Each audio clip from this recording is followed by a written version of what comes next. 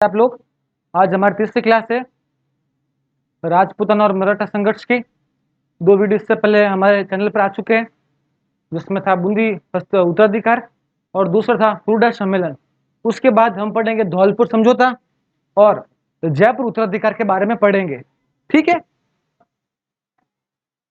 तो हमारा धौलपुर समझौता,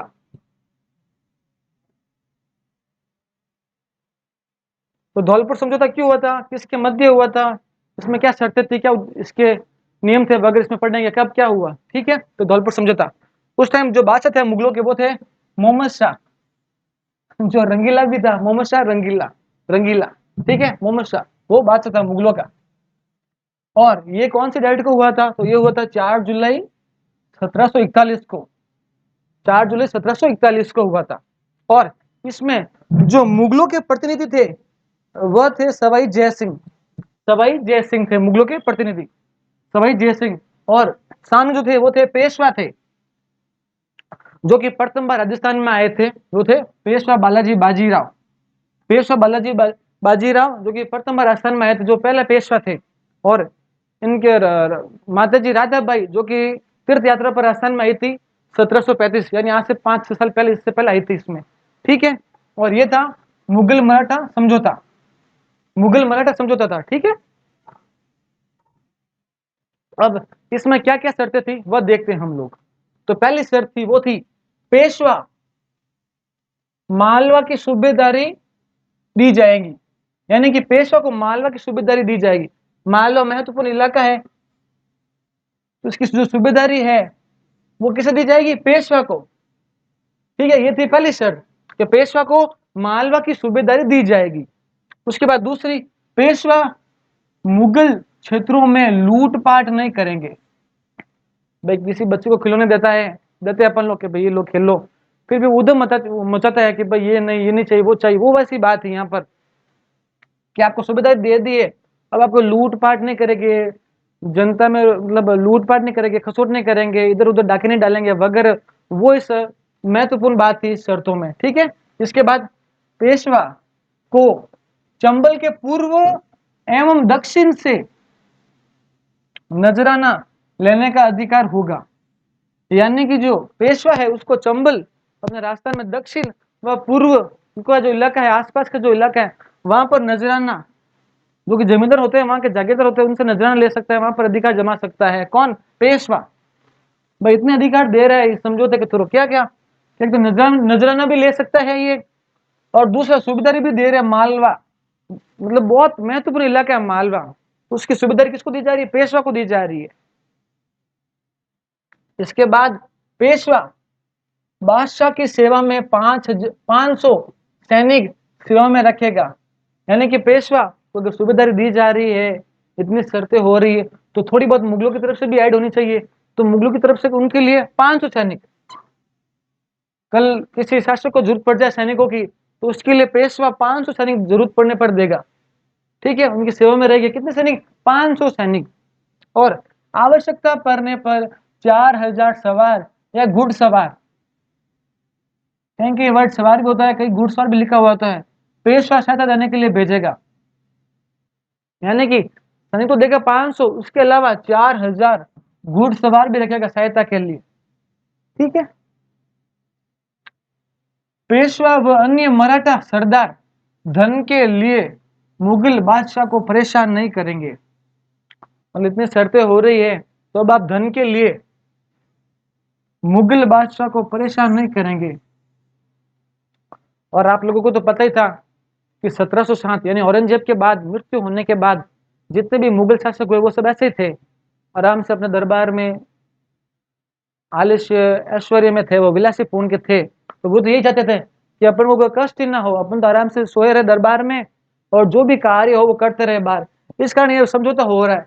वरना आप देखिए कि अगर औरंगजेब इस टाइम हो, औरंगजेब हो, अकबर हो, वो ऐसे समझौते तो नहीं करेंगे कि भाई 500 सैनिक ये दो, सूबेदारी दो, वो तो उल्टा अपने अधिकार क्षेत्र बढ़ाएंगे, जबकि ये दिल्ली तक ही सीमित होते जा रहे थे। कौन से मुगल बादशाह, जो उत्तर पूर्व काल के थे। ठीक है, इसके बाद पेशवा एक पत्र या खत लिखकर मुगल बादशाह या सम्राट के प्रति निष्ठा व्यक्त करेगा, यानी ये फॉर्मेलिटीज हो रही है पूरी, कि भाई आपको एक पत्र लिखना है, लेटर लिखना है कि आप बादशाह के प्रति वफादार हो, कि आप उनकी सेवा में लिए गए हो, ये सब फॉर्मेलिटीज करनी है। ठीक है, उसके बाद सिंधिया एवं होलकर भी पत्र लिखकर निष्ठा व्यक्त करेंगे किसके प्रति? सम्राट के प्रति।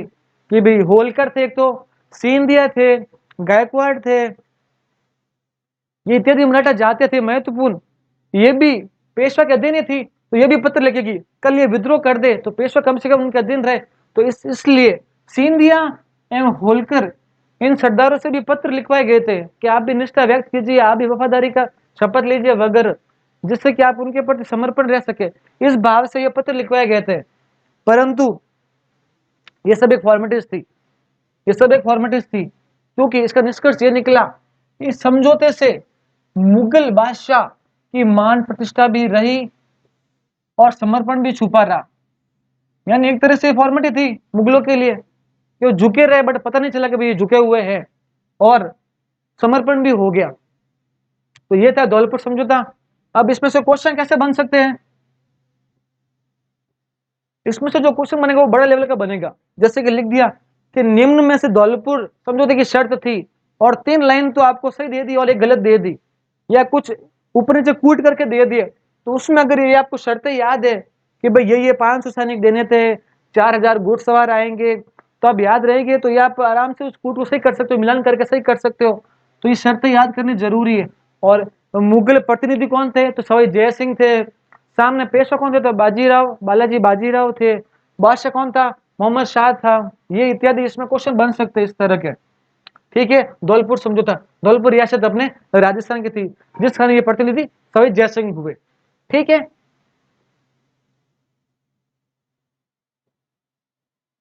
अब आपके पहला बूंदी का हो गया, बूंदी उत्तराधिकार हो गया। उसके बाद हुड्डा सम्मेलन भी कर दिया, जिसका कोई निष्कर्ष नहीं निकला। दूसरी वीडियो में आपने देखा ही है कि भी वो असफल हो गया हुड्डा सम्मेलन। अब हुड्डा सम्मेलन भी हो गया, धौलपुर समझौता भी हो गया। ये भी एक तरह से झुकाव भी रहा कि मुगल और मराठा में संबंध तो समर्पण के रहे, परंतु सभी जयसिंह ने अपने आप की रक्षा कर ली, सुरक्षा कर ली, मराठों से भी कर ली और मुगलों के प्रति वफादारी भी व्यक्त कर ली। ठीक है, तो अब देख रहे हैं कि सभी जयसिंह में क्या क्या होगा, जयपुर रियासत में क्या क्या होगा। ठीक है, तो जयपुर उत्तराधिकार संघर्ष। अब इसमें प्रोसेस ये होगी कि सवाई जय सिंह, जिनकी एक तो रानी ऑलरेडी होगी सूरज कंवर, जो कि खिची रानी होगी, और दूसरी जो नवविवाहित होगी वो होगी चंद्र कंवर, जो कि मेवाड़ की राजकुमारी होगी। और ये विवाह होगा देवबारी समझौते के तहत। एक समझौता होगा देवबारी समझौता, इसके तहत ये विवाह होगा। तो ये विवाह कैसे होगा? किस प्रोसेस है कि अमर सिंह की पुत्री, जिसका नाम है चंद्र कंवर, चंद्र कंवर का विवाह सवाई जयसिंह के साथ होगा, और इसका उत्पन्न पुत्र ही राजा बनेगा आमेर का या जयपुर का, और वो होगा माधो सिंह। तो ये देवबारी समझौता। और दूसरी शर्त ये थी कि अजीत सिंह और जय सिंह, जो कि अमर सिंह द्वितीय से पहले महाराणा थे मेवाड़ के, को पूर्ण राज्य प्राप्ति करवाना, राज्य दिलवाना, इसके लिए विवाह हुआ। किसका? सवाई जय सिंह का और चंद्र कंवर का। और इसका जो पुत्र हुआ वो था माधो सिंह, माधो सिंह। तो 1743 में जब मृत्यु हो गई सवाई जय सिंह की, तो उत्तराधिकार के नियमानुसार ईश्वर सिंह राजा बने, ईश्वर सिंह राजा बन गए, और माधो सिंह को रामपुरा दे दिया, माधो सिंह को रामपुरा दे दिया। परंतु माधो सिंह नहीं रुका कि भाई अपन संतुष्ट नहीं, रामपुरा से क्या है, 5-6 गांव 10 गांव या आगे इतने गांवों से संतुष्ट नहीं है, अपन को तो पूरा राज्य चाहिए। और जबकि उसकी मांग आधा राज्य थी कि आधा राज्य मुझे बांट दे जाए, पर ईश्वर सिंह नहीं था। इसके लिए जयपुर में कहावत भी प्रचलित है, जो मैं आपको बताऊंगा अभी। तो 1743 में सवाई जयसिंह की मृत्यु तथा शासक बना ईश्वरीय सिंह। तो 1743 में सवाई जयसिंह की मृत्यु हो गई, और उसके बाद उसके पुत्र ईश्वरीय सिंह शासक बनते हैं आमेर के।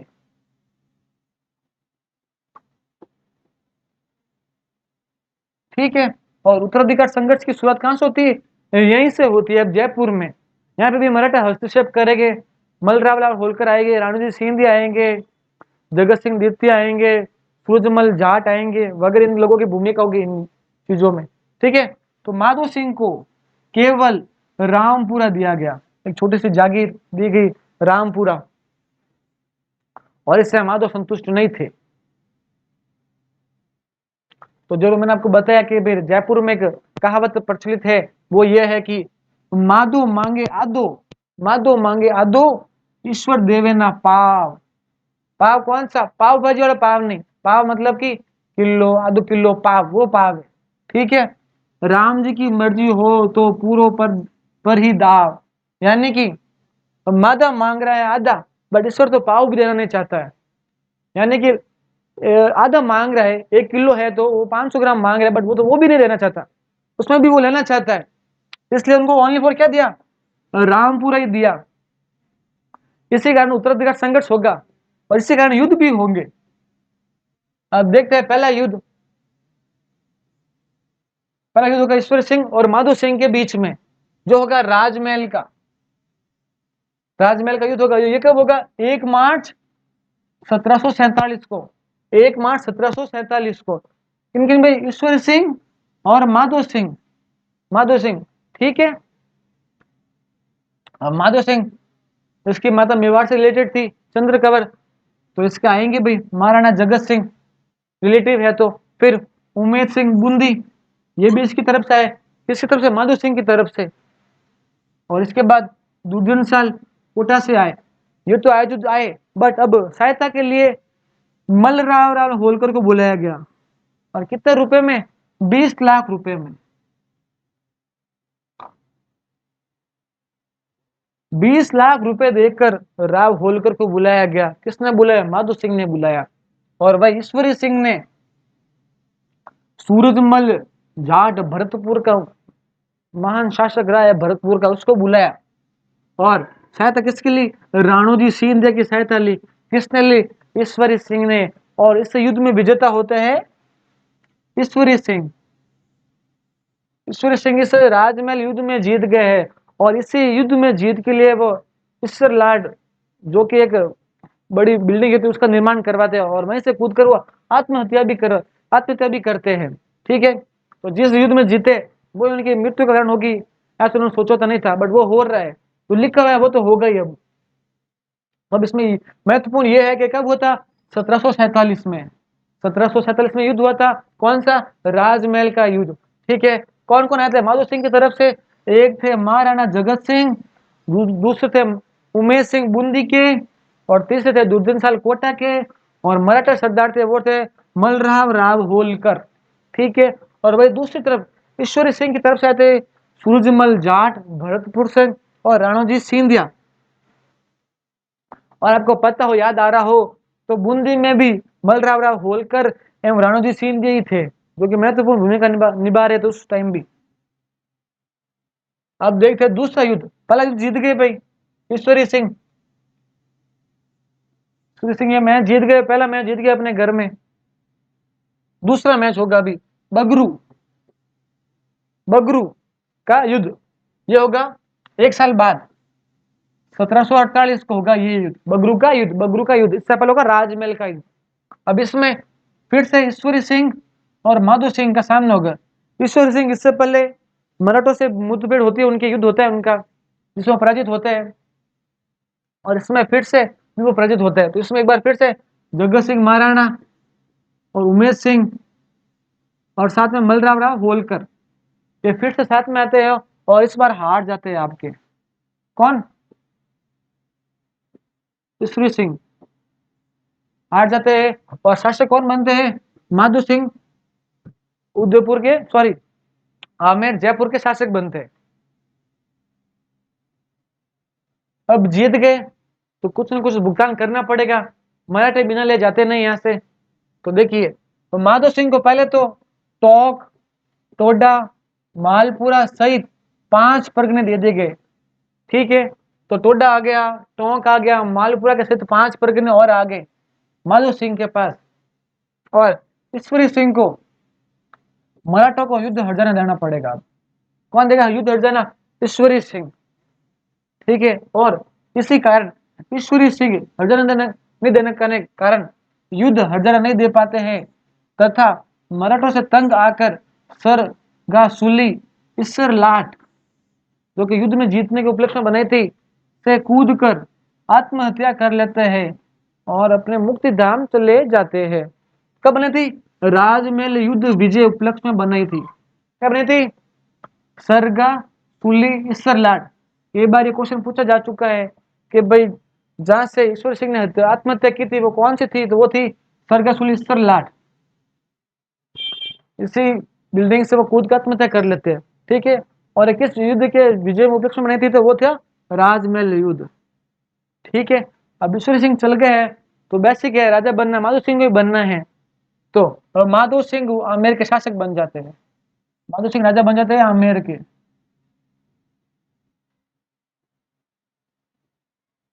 अब राजा कौन बनते हैं? आमेर के माधो सिंह बन जाते हैं और 10 लाख रुपए देते हैं कि भाई मैं राजा बन गया, ये लो मेरी तरफ से 10 लाख रुपए मराठों को भेंट। परंतु मराठे बड़े होशियार है, क्या 10 लाख रुपए तो लेंगे लेंगे, परंतु मराठे 1/3 राजस्व की मांग भी करेंगे, 1/3 राजस्व की मांग भी करेंगे। परंतु माधो सिंह भी होशियार है, इस कारण अब होगा कत्लेआम मराठों का।